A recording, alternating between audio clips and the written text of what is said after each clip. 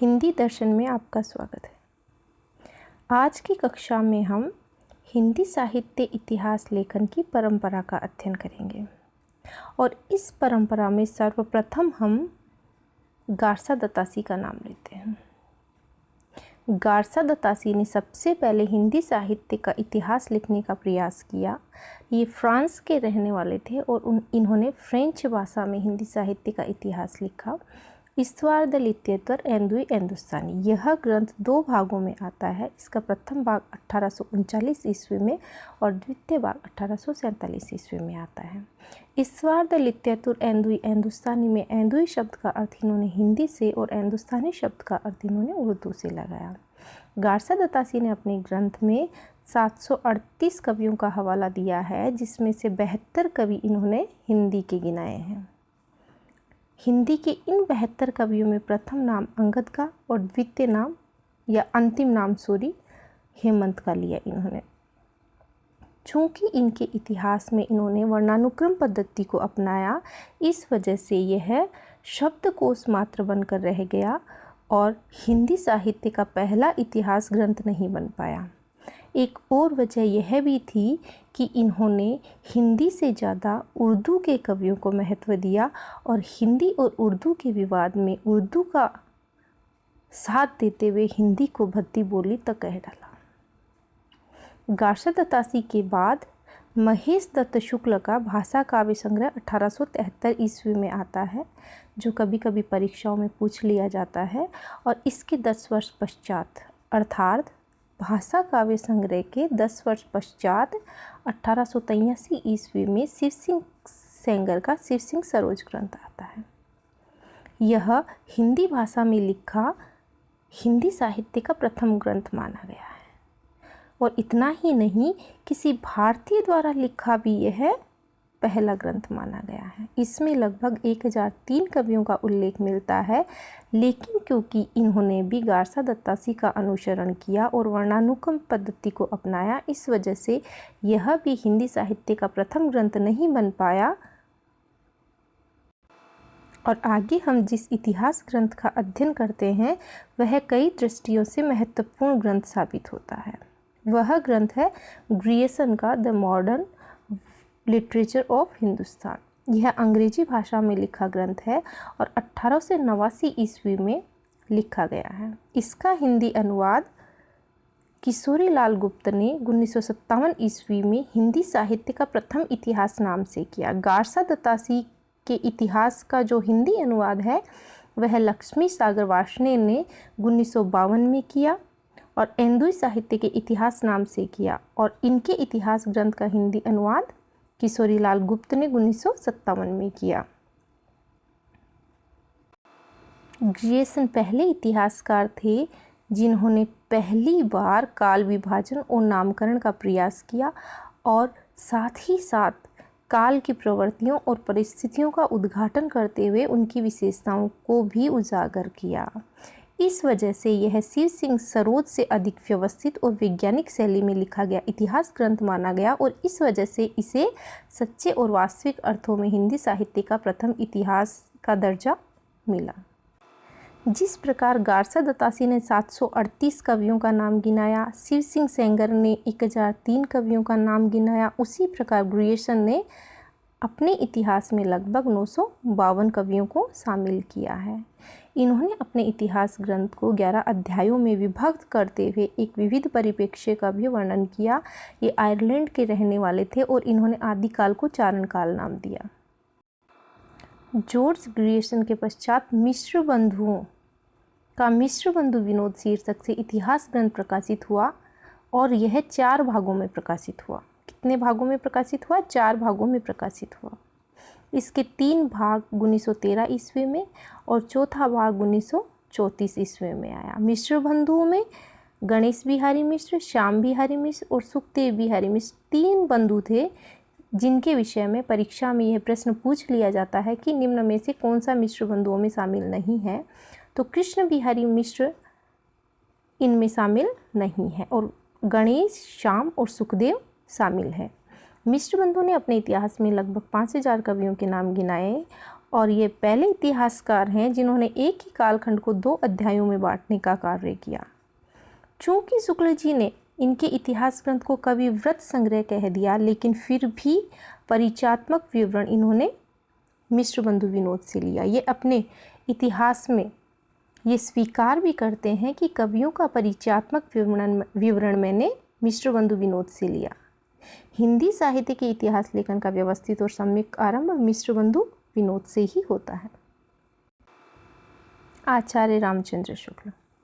आचार्य रामचंद्र शुक्ल द्वारा लिखित हिंदी साहित्य का इतिहास बहुत ही महत्वपूर्ण ग्रंथ है जो 1929 ईस्वी में लिखा गया। रामचंद्र शुक्ल ऐसे पहले इतिहासकार हैं जिन्होंने साहित्य की मुख्य प्रवृत्ति के आधार पर सर्वप्रथम काल विभाजन को स्पष्ट करते हुए साहित्य के काल विभाजन के प्रतिमानों का स्थिरीकरण किया। रामचंद्र शुक्ल ने साहित्य इतिहास का काल विभाजन कालक्रम और साहित्य की मुख्य प्रवृत्ति दोनों के आधार पर किया और 4 भागों में हिंदी साहित्य के इतिहास को बांटा। इनका यह हिंदी साहित्य का इतिहास ग्रंथ मूलतः नागरिक प्रचारणी सभा द्वारा प्रकाशित हुआ, जनवरी 1929 में प्रकाशित हुआ और हिंदी शब्द सागर की भूमिका के रूप में आया। शुक्ल जी ने लगभग 1000 कवियों को अपने इतिहास ग्रंथ में स्थान दिया है और आदिकाल को इन्होंने वीरगाथा काल नाम देते हुए वीरगाथा काल, भक्ति काल, रीतिकाल और गद्य काल, इन 4 कालखंडों में हिंदी साहित्य के इतिहास को बांटा। वीरगाथा काल का समय इन्होंने संवत 1050 से 1375, भक्ति काल का समय इन्होंने 1375 से 1700, रीतिकाल का समय इन्होंने संवत 1700 से 1900 और गद्य काल अर्थात आधुनिक काल का समय इन्होंने 1900 से अब तक माना। शुक्ल जी ने इतिहास लिखने के पूर्व साहित्य और साहित्य इतिहास के संबंध में अपनी धारणा स्पष्ट करते हुए साहित्य को जनता की चित्तवृत्ति का संचित प्रतिबिंब माना और कहा, जबकि प्रत्येक देश का साहित्य वहाँ की जनता की चित्तवृत्ति का संचित प्रतिबिंब है। यही वह प्रस्थान बिंदु है जहाँ से शुक्ल जी की इतिहास लेखन की प्रवृत्ति का प्रारंभ होता है। शुक्ल जी अपने इस कथन का पूरा निर्वाह अपने साहित्य इतिहास में करते हैं और इसके आधार पर ही हिंदी साहित्य इतिहास को 4 कालखंडों में विभक्त करते हैं।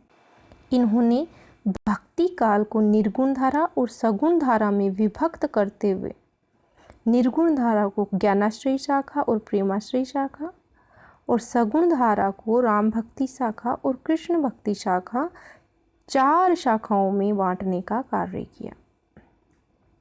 शुक्ल जी रसवाद और लोक मंगलवाद के प्रबल समर्थक रहे हैं और रहस्यवाद के विरोधी रहे हैं। इन्होंने जनता की चित्तवृत्ति को महत्वपूर्ण स्थान देते हुए हिंदी साहित्य के इतिहास को आदिकाल, भक्तिकाल, रीतिकाल और आधुनिक काल में बांटा। आदिकाल को वीरगाथा काल नाम और आधुनिक काल को गद्य काल नाम दिया। हिंदी साहित्य का इतिहास लिखने वाले एक और महत्वपूर्ण इतिहासकार हैं, वो है हजारी प्रसाद द्विवेदी। हजारी प्रसाद द्विवेदी, इनके 3 महत्वपूर्ण ग्रंथ हैं जो इस प्रकार हैं। हिंदी साहित्य की भूमिका 1940 ईस्वी में, हिंदी साहित्य का उद्भव विकास 1952 ईस्वी में, हिंदी साहित्य का आदिकाल भी 1952 ईस्वी में। ये एकमात्र इतिहासकार हैं जिन्होंने आचार्य रामचंद्र की जो मान्यताएं हैं, जो धारणाएं हैं, उनका पुख्ता प्रमाणों के साथ खंडन किया और अपनी मान्यताएं स्थापित की। हजारी प्रसाद द्विवेदी ने हिंदी साहित्य को इस्लाम प्रवेश की प्रतिक्रिया या हारी हुई जाति की कुंठा के रूप में न देखकर उसे पूर्ववर्ती परंपरा के सहज विकास के रूप में देखा और परंपरा की निरंतरता का, इतिहास परंपरा की निरंतरता का अनुशीलन किया। हजारी प्रसाद द्विवेदी मानवतावादी दृष्टिकोण को अपनाते हुए लोक परंपराओं के संदर्भ में इतिहास का मूल्यांकन करते हैं। इन्होंने शुक्ल की उस धारणा का भी खंडन किया जिसमें वे जैन मुनि, सिद्धों और नाथों के साहित्य को सांप्रदायिक कहकर नकार देते हैं और उसकी उपेक्षा करते हैं, जबकि हजारी प्रसाद द्विवेदी उस साहित्य के प्रति भी अपना संतुलित दृष्टिकोण अपनाते हुए उनकी साहित्यिकता का समर्थन करते हैं।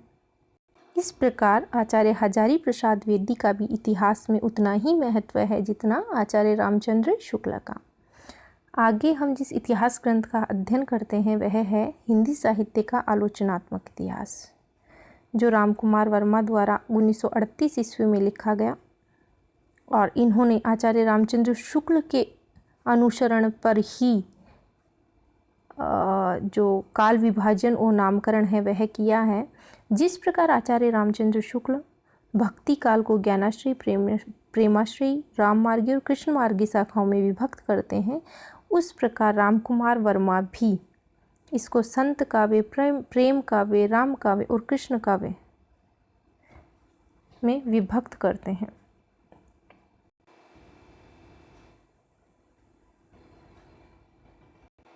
इस प्रकार इन इतिहासकारों के नाम और इनके जो इतिहास ग्रंथ हैं इनके नाम हमें ध्यान में रखने हैं। हिंदी काव्य धारा राहुल शांकृत्यायन, हिंदी साहित्य का इतिहास डॉक्टर नगेंद्र, हिंदी साहित्य का वैज्ञानिक इतिहास गणपति चंद्र गुप्त, हिंदी साहित्य का अतीत विश्वनाथ प्रसाद मिश्र, हिंदी साहित्य और संवेदना का विकास रामस्वरूप चतुर्वेदी, हिंदी भाषा का विकास, हिंदी भाषा और साहित्य और हिंदी कोविद रत्नमाला श्याम सुंदर दास, हिंदी साहित्य का 20वीं शताब्दी नंदुलारे वाजपेयी, कविता कौमुदी रामनेश त्रिपाठी, भाषा काव्य संग्रह महेश दत्त शुक्ल, ब्रज माधुरी सार योगी हरि, हिंदी साहित्य का दूसरा इतिहास बच्चन सिंह और हिंदी साहित्य का आधा इतिहास सुमन राजी।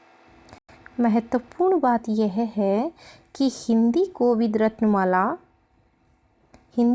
रत्नमाला, कविता कौमुदी और ब्रज माधुरी सार ये 3 ग्रंथ हैं जिनमें से बहुत कुछ सामग्री लेते हुए आचार्य रामचंद्र शुक्ल ने अपना इतिहास ग्रंथ लिखा। इसलिए यह बहुत महत्वपूर्ण ग्रंथ हो जाते हैं जिनका प्रयोग आचार्य रामचंद्र शुक्ल अपने इतिहास को लिखने में करते हैं। आज के लिए इतना ही। धन्यवाद।